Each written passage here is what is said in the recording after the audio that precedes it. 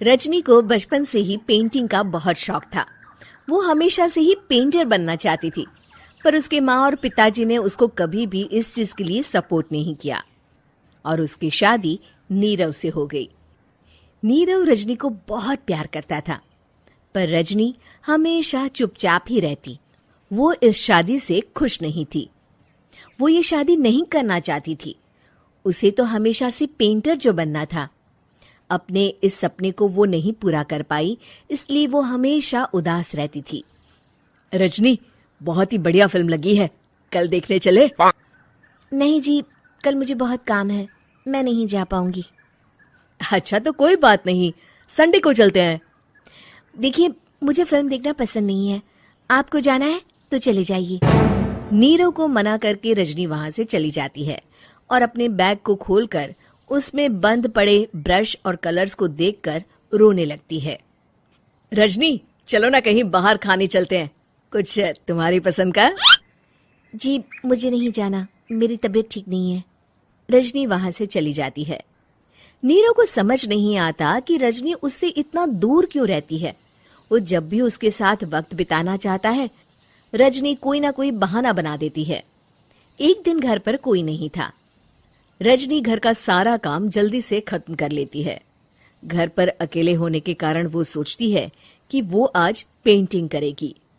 वो अपने कमरे में जाकर पेंट ब्रशेस और कलर्स निकालकर जैसे ही कलर मिक्स कर रही होती है कि दरवाजे पर बेल बज जाती है।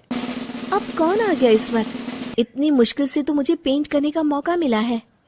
रजनी दरवाजा खोलती है तो उसकी सास अपनी सहेलियों के साथ खड़ी होती है और सब घर के अंदर आ जाते हैं।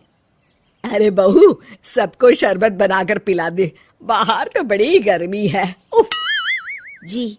रजनी पेंट ना कर पाने से उदास हो जाती है। उसे गुस्सा भी आ रहा होता है कि उसने इस शादी के लिए हाँ क्यों कह दी। वो रसोई में जा रही होती है कि उसकी सास उसे रोकती है। बहू, सबके खाने का भी इंतजाम कर लेना, आज का लंच तो ये सब यहीं करेगी। हाँ। रजनी बिना कुछ कहे रसोई में चली जाती है। सबके लिए खाना बनाती है। सब खाना खाते हैं और रजनी घड़ी देखती है कि ये सब कब जाएंगे ताकि वो अपनी पेंटिंग कर सके। जब शाम होती है तब सब चले जाते हैं अपने घर। अरे बहू, सब तेरे खाने की तो बहुत तारीफ कर रहे थे, सबको बहुत अच्छा लगा खाना। आपको मुझे सुबह बताना चाहिए था ना कि आपकी सहेलियां आ रही है। पता भी है कितना वक्त लगा सारा खाना बनाने में। अरे बहू, तू ऐसे कैसे बात कर रही है मुझसे? तो और कैसे बात करूं? मैं इस घर की कोई नौकरानी नहीं हूं कि इतना काम करूंगी। रजनी अपने कमरे में जाकर दरवाजा बंद कर लेती है। शाम को जब नीरव आता है तो उसकी माँ उसे पूरी घटना के बारे में बताती है। क्या रजनी ने आपसे इस तरह बात की माँ?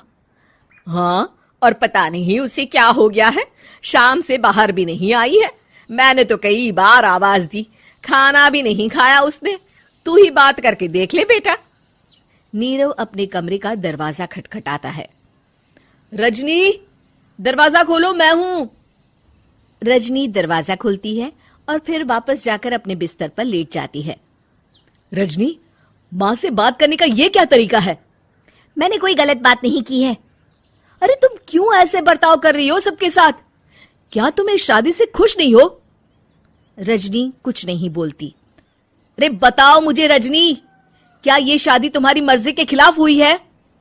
हाँ, मैं ये शादी कभी नहीं करना चाहती थी।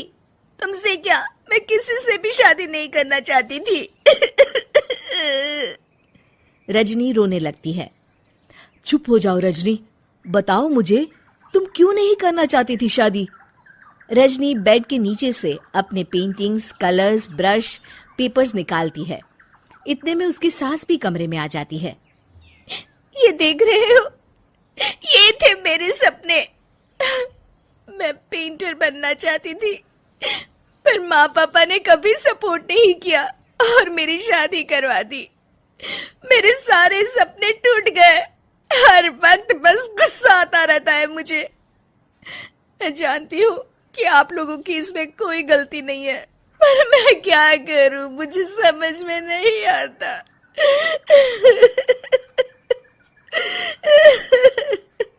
रजनी फूट फूट कर रोने लगती है।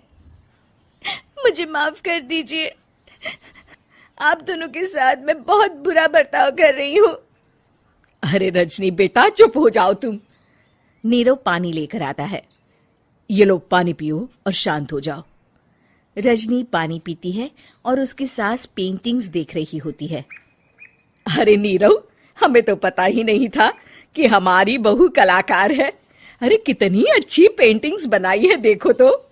ये वाली तो मैं अपने कमरे में ले जाऊंगी। आपको ये पेंटिंग्स अच्छी लगी? अच्छी नहीं, बहुत अच्छी लगी। और तुमने हमें बताया क्यों नहीं? तुम जब चाहे पेंटिंग कर सकती हो रजनी। हम तुम्हारे सपनों को पूरा करने में तुम्हारा पूरा साथ देंगे। हाँ बेटा, हम कला की कद्र करते हैं। हम कलाकार तो नहीं, पर मुझे गर्व है कि मेरी बहू एक कलाकार है। रजनी, नीरव और सास तीनों हंस पड़ते हैं।